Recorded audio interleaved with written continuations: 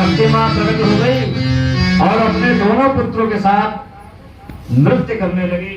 और जैसे ही माँ भक्ति नृत्य करने लगी, उनके साथ लिखा है जितने भी ऋषि मुनि वहां विराजमान थे ना, वे सब खड़े होकर माँ भक्ति के साथ नृत्य करने लगे।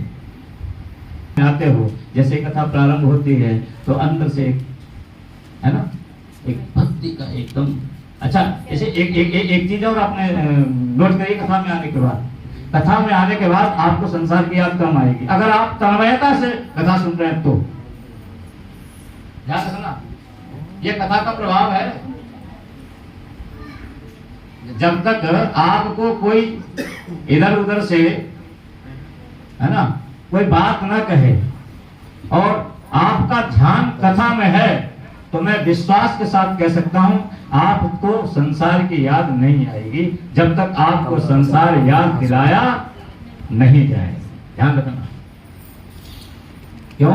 क्योंकि भगवान की कथा हमारी व्यथा को मिटाती है। बात समझ में आई? कथा क्यों सुने भाई? कथा क्यों सुने? कथा हमारी व्यथा को मिटाती है, इसलिए कथा सुननी चाहिए। कथा हमारी जो आने वाली जो विपत्तियां हैं उनसे बचाती है, इसलिए हमें कथा सुननी चाहिए, ऐसे नहीं। अच्छा एक बार बताओ, भागवत खूब सुनते हो आप लोग, सुनते हो कि नहीं सुनते हो? लेकिन हर बार आपको कुछ नया लगता है कि नहीं लगता है? कथा वही है, कथा वही है ना,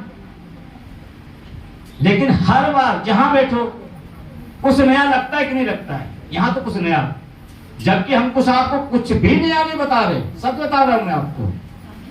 कोई ऐसी बात नहीं है जो मैंने आपको नहीं बताई हो। बताओ, जितनी बातें मैं यहां से बोल रहा हूं सब आपको पहले से पता है ना, बस आपके जो अंदर का जो ज्ञान है ना वो बस उसको जगाना है। वो कहां जगेगा? वो सत्संग से जगेगा। ये विवेक ये कहां से जगेगा? वो सत्संग से जगेगा। बात समझे? जब सत्संग में जाओगे, जब संतों की संगति करोगे, तब ये विवेक जागृत होगा। कथा हमारी व्यथा को मिटाती है। कहते हैं कि जब मां भक्ति के सारे कष्ट दूर हो गए, वो ज्ञान और वैराग्य वो दोनों जो है वहां से तो एकदम युवावस्था में होकर, और इसके बाद में कहते हैं कि नारद जी ने और प्रश्न किए कि ये जो कथा सुनने से और क्या क्या लाभ हैं। नारद जी ने कहा, भाई उन्होंने प्रत्यक्ष प्रमाण देख लिया कि ज्ञान वैराग्य कैसे हृष्टपुष्ट होकर नृत्य करने लगे। तो उन्होंने कहा नारद जी ने कि इससे और क्या क्या लाभ हैं। तब उन्होंने कहा कि सनक सनत कुमार जी ने कि नारद जी, इससे जो है क्रोधाग्नि दग्धा कुटिलाश्च कामिनः सप्ताह यज्ञेन करो तुरंती। इससे जो है जैसे क्रोधाग जो जैसे नहीं कोई जल के मर गया होता ना, कोई आत्महत्या किसी ने कर ली, कुटिल दुराचारी कहते ना, जो निरंतर दुराचार में रत रहे है ना, वो बोले कुमारगामी क्रोधाग्नि में जलने वाले कुटिल काम पारायण व्यक्ति इस सप्ताह ज्ञान यज्ञ से मुक्त हो जाते हैं और परमात्मा के धाम की उनको प्राप्ति होती है, उनकी परम गति होती है। नारद जी ने कहा महाराज ऐसा कैसे? हमने तो सुना है जो आत्महत्या करते हैं, जो दुराचार्य होते हैं वे घोर नरक में जाते हैं। बोले नहीं, बोले तब जाते हैं जब भगवान की कथा नहीं सुनते हैं। जो श्रीमद् भागवत अगर उन्होंने सुन ली तो वो लोग भी जो है परम गति को प्राप्त करते हैं। तब उन्होंने एक प्राचीन इतिहास सुनाया नारद जी को। बोले नारद जी, एक जो है मैं इस विषय में तुम्हें एक प्राचीन इतिहास सुनाता हूँ, सुनिए। बोले क्या? तुंगभद्रा तटे पूर्व महोत्पत्तनमुत्तमम् यत्र वर्णा स्वधर्मेण सत्य सत्कर्म तत्परा। बोले तुंगभद्रा नदी के तट पर एक बड़ा सुंदर गांव था और गांव का नाम था उत्तम। क्या? उत्तम। उत्तम नामक नगर है वहां था।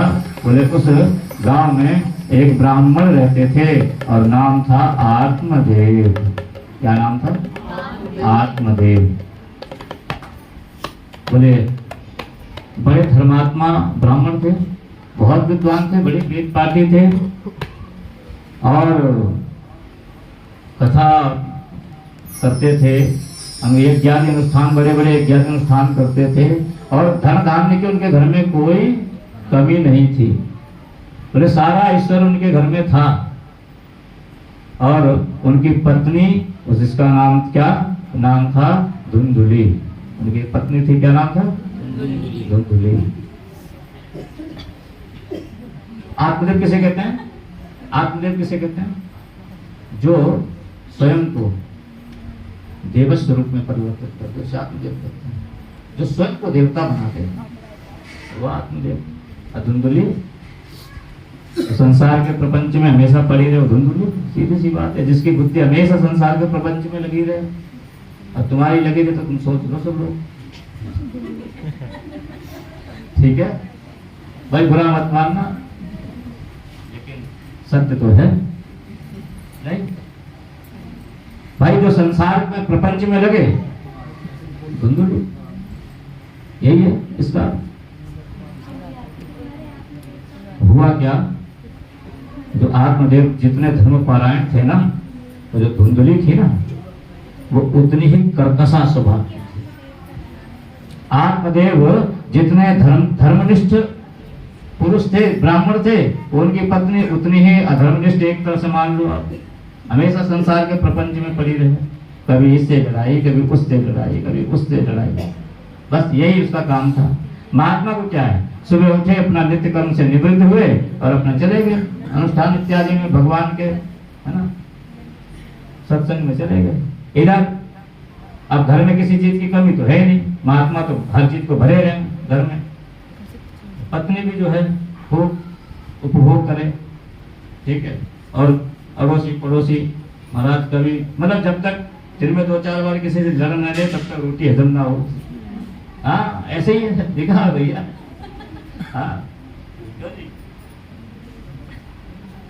देखो भैया, बड़ा सोच समझ कर हमें बोलना पड़ता है, क्योंकि हमारे यहाँ भागवत में, यहाँ पर हमारे बाल व्यास जी भी बैठे हैं, बड़े अच्छे युगल जी महाराज हैं, अभी इनकी कथा हुई थी, बड़ा अच्छा, बहुत अच्छी कथा करते हैं, तो हमें भी तो सोच समझ के बोलना पड़ता है यहाँ से।